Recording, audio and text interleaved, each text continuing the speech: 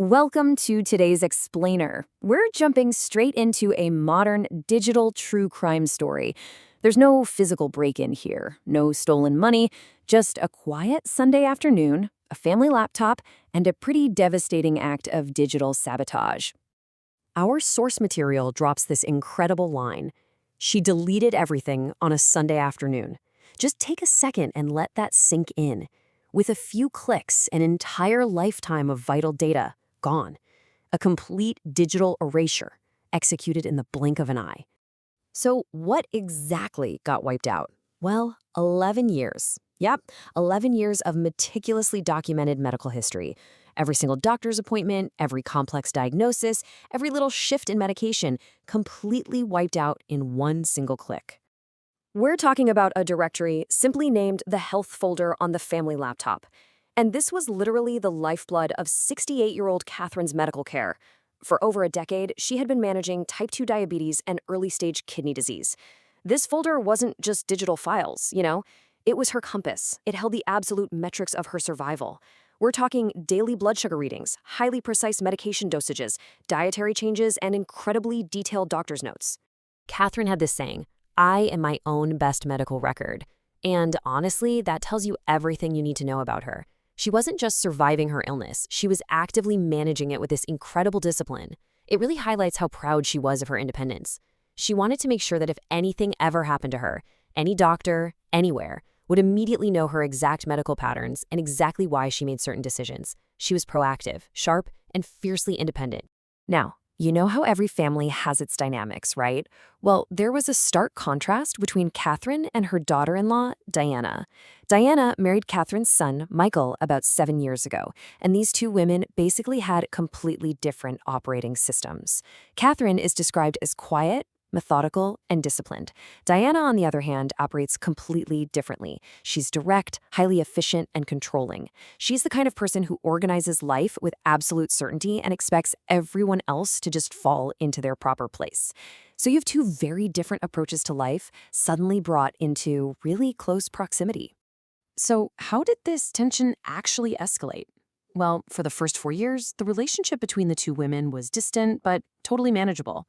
The real catalyst was a move. Because Catherine's kidney disease was advancing, Michael suggested she move closer to them. So she relocated just 12 minutes from Michael and 8 minutes from his brother James, who actually narrates our source text. The crucial detail here is that Diana was never consulted about this move before it happened. Within a month, Diana started subtly restricting the flow of family information. She was answering for Michael and managing what he heard about his mom's health.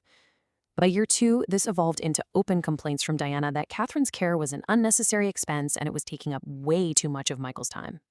Now, Catherine wasn't oblivious to the silent turf war. She actually said, "I am not what she would have chosen to have nearby." What's really fascinating here is the complete lack of bitterness. She was just observing the reality of the situation. She knew the tension existed. She definitely felt the friction, but she just kept living her disciplined, independent life. All of this simmering tension finally boiled over in March. Catherine suffered a medical episode that required a trip to the emergency room, and that led to an overnight hospital stay. James was there, and Michael rushed over too, but notably, Diana was completely absent during the entire crisis. The next morning, Catherine was discharged, and James updated that all-important health folder on her laptop with the new discharge instructions and medication dosages. It was just a standard, completely routine update. Okay, fast forward just 2 weeks. It's 7 a.m. James gets a really tight voice call from his mom. Something is wrong with the laptop. So he drives over, he opens the health folder. Empty. He checks the recycle bin. Empty. Every single file completely gone. He makes a quick 40-minute call to tech support, and that confirms his absolute worst fear. The data wasn't just moved, it was permanently deleted 3 days prior. Imagine the sheer panic of staring at a blank screen where 11 years of meticulously gathered survival data used to be. Let's piece together exactly what happened that previous Sunday. On Sunday morning, Catherine was out at church. That afternoon, James was away at a neighbor's birthday party, so the apartment was entirely empty. And during this exact window of opportunity, Michael and Diana paid what they called a casual visit to Catherine's empty apartment. 3 days later, tech support confirmed the permanent deletion happened exactly during that Sunday afternoon timeframe. This supposedly casual drop-in was in fact the scene of the digital crime. Which brings us to the absolute most baffling part of this whole explainer. Why? Seriously, why would someone intentionally delete 11 years of someone's medical records? It wasn't for financial gain. It wasn't about stealing physical property. Put yourself in James's shoes for a second, sitting at that kitchen table trying to solve this psychological puzzle. What is the actual motive here? Well, there's a chilling concept for this: calculated inconvenience. It's basically the intentional removal of systems or documentation to force an individual into greater dependence on others. The motive relies entirely on subtlety. By erasing the records, Catherine would suddenly need help, more consistently, and specifically from Michael. It was essentially a manufactured crisis designed to prove Diana's underlying complaint all along, that Catherine was too dependent and taking up too much of Michael's time. A literal self-fulfilling prophecy orchestrated right through a laptop. But right when all hope seemed completely lost, we get a massive plot twist. This is where the story turns completely on its head. Back in 2019, James had casually suggested something to his mother. Just a simple, modern safety net that she set up on a Tuesday afternoon and then promptly forgot all about. A real game changer. So while Diana was busy manually deleting the present, the cloud had been quietly holding on to the past. And it worked brilliantly. It was completely automatic and silent. Every single night at 2 a.m., it just ran in the background. James logged into the browser service and boom, there it was. Every single file, completely intact. Everything was timestamped and perfectly safe. The entire 11 years of meticulous documentation was instantly restored.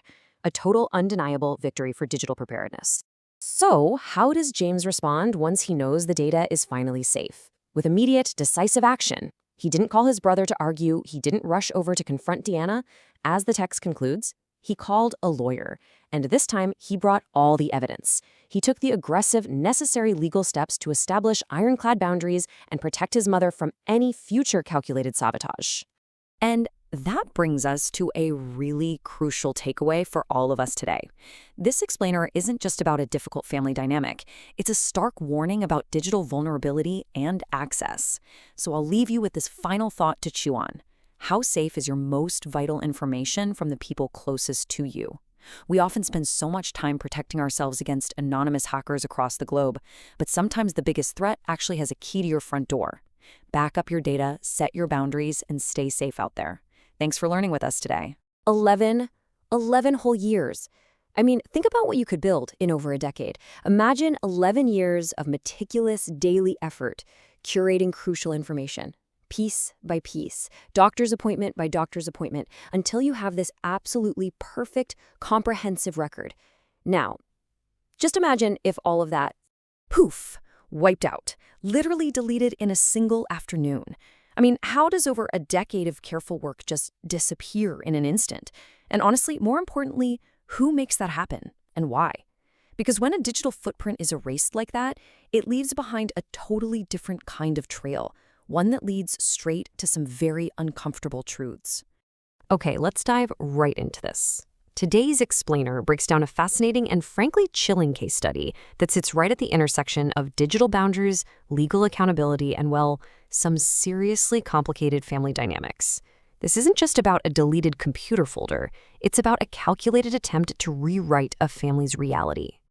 Part 1. The 2:47 p.m. deletion. We're starting in media res, right in the office of Patricia Vance. She's a lawyer who absolutely does not flinch. She's methodically reviewing a laptop's deletion log, basically a digital crime scene. And this brilliantly illustrates exactly what happened. Let's walk through the timeline, because the facts here are completely incontrovertible. At 2 a.m., an automated cloud backup runs. At 2:47 p.m., the files are not moved, not archived, but permanently deleted. Now let's look at where everyone was. James's mother was at church until 4 p.m. James's brother, Michael, and Michael's wife, Diana, were alone in the mother's apartment until 3:30 p.m. So that 2:47 p.m. timestamp, it falls squarely in the exact window of opportunity Diana had alone in the apartment with that laptop. Part 2, defining the legal implications. Now, permanently deleting someone's medical files, that enters a much murkier legal territory. It isn't as simple as your standard theft or financial fraud. Depending on the jurisdiction, doing something like this could constitute intentional interference with medical care or maybe criminal mischief for the intentional destruction of important documents. But here's the catch. The severity of this offense hinges entirely on the actual impact it has on the victim's medical treatment. So the big question for Patricia was, did this deletion stop the mother from getting care? And guys, here is the incredible twist in this case. The intent here was undeniably malicious. Erase 11 years of records to deliberately make the mother a burden. But the reality? Well, she had appointments with a nephrologist and an endocrinologist coming up, and she wasn't medically harmed at all. Why? Because of that 2 a.m. automated cloud backup. James, her son, had the incredible foresight to suggest and set up that automatic backup way back in 2019. It just ran quietly while everyone was sleeping, and it saved her completely. Part 3. A 7-year pattern. So the crucial point is, one isolated incident is really hard to build a massive legal case around, especially when no actual medical harm occurred, thanks to that backup. So Patricia asks James what else has been happening, and James reveals that the 2:47 p.m. deletion was really just the loudest action in a very quiet, very efficient game. For 7 whole years, Diana had been playing the long game. She systematically managed information and communication. She excluded the mother from medical appointments. She framed these casual visits as connection when they were actually opportunities for surveillance. She was quietly, patiently positioning herself as a wall between Michael and his mother. And none of this is legally actionable on its own. But, as Patricia notes, together with the deletion log, it tells a very, very clear story. Part 4. The patient's autonomy. But look, a legal case is absolutely nothing without the victim. So we shift scenes. 12 minutes away from Michael's place, sitting at a warm kitchen table, James sits down to show his mother the truth. And when she sees the logs, there's no screaming, no dramatic outrage. She just listens with that still, controlled attention of someone who knows the first job is to understand clearly before deciding what to feel. She looks at the evidence of her daughter-in-law sneaking onto her computer while she was at church, and she just states it as a simple, cold fact. To make my care harder, to make me more of a burden. It's just a devastating, crystal-clear realization of Diana's true intent. You really have to understand what this digital health folder actually meant to her. It wasn't just ones and zeros. It was her absolute autonomy. She built it over a decade because she wanted to be completely responsible for her own care. She wanted to ensure her doctors had absolutely everything they needed at a moment's notice. She took this profound pride in being her own best medical advocate, specifically so she wouldn't be a burden to anybody. And that independence, that is exactly what Diana tried to steal. Part 5. Confrontation and reconciliation. Let's move to and see how this builds into action. Armed with the mother's blessing and undeniable digital evidence, Patricia drafts a formal letter to Michael and Diana. And the anatomy of this letter? It's a masterclass in legal strategy. It's strictly factual and evidence-based, relying entirely on the hard data of that 2:47 p.m. deletion log.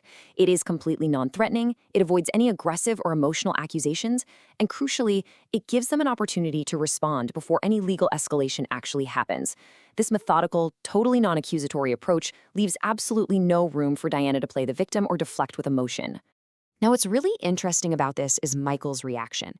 He calls James the exact same day he receives the letter. And his voice? It's completely changed. After 7 years of receiving filtered, managed information from his wife, this hard, irrefutable data, that 2:47 p.m. timestamp, it finally shatters the illusion. He's in shock. He says, "The deletion log. It was 2:47 p.m. I didn't know she was going to do this." The data broke through the manipulation. He finally sees his wife's actions clearly. So Michael asks his brother, "What do I do?" James knows his brother is totally lost in this moment, just reeling from realizing his wife's betrayal of his own family. So James sets strict but entirely necessary boundaries to initiate the healing process. Step 1, come see mom. Step 2, come without Diana. Step 3, start there. It's simple, it's direct, and it fiercely protects their mother from any further harm. And Michael actually follows the steps. He visits the very next day. It's this deeply emotional 2-hour reconciliation at that exact same kitchen table. He asks about her health, her numbers, her appointments. For the first time in 7 years, he's listening to his mother without a filter. He cries for the years he missed, the years he was manipulated into pulling away. And what does the mother do? She just holds his hand, exactly like she always did. Because she's the kind of woman who truly understands the deep complexities of family. So what does this all mean? Which brings us to the ultimate takeaway of this explainer. The legal lines in this case were perfectly drawn by deletion logs and automated cloud backups, but the emotional boundaries, they leave us with this really profound question. How do we navigate the truth that the people who fail us are often the very same people who love us? It's a tough one, right? Because both things can be true at the exact same time. The data can tell us exactly what happened at 2:47 p.m., but it's up to us to figure out how to move forward at 2:48. Keep that in mind the next time you think about your own digital boundaries and your own family.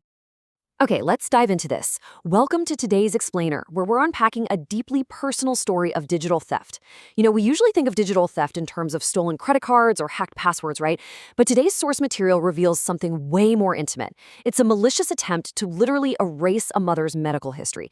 And ultimately, it serves as an absolute masterclass in data protection. Diana moved out 3 months later, not just because of the letter itself, but because of what that letter started. Conversations between Michael and the mother began happening again, without a filter. Things were finally being seen clearly because someone actually started looking. Now, Deanna did not go quietly. She contested things. She made accusations. She tried so desperately to reframe what had happened and shift the center of the narrative away from her actions. It was just this frantic attempt to control the fallout after the fact. But the deletion log existed. The cloud backup existed. And in Patricia's experience, the facts just have a really resilient way of surviving all the reframing and narrative spinning in the world. No matter how much someone tries to change the story, digital footprints leave a trail. And this brilliantly illustrates how the truth existed completely independently of how anyone chose to describe it. You've got the accusations and the reframing on one side, sure, but then you have the undeniable reality of deletion logs and cloud backups on the other. Because those facts stood firm, the divorce was finalized just 6 months later. The data absolutely cut right through the noise.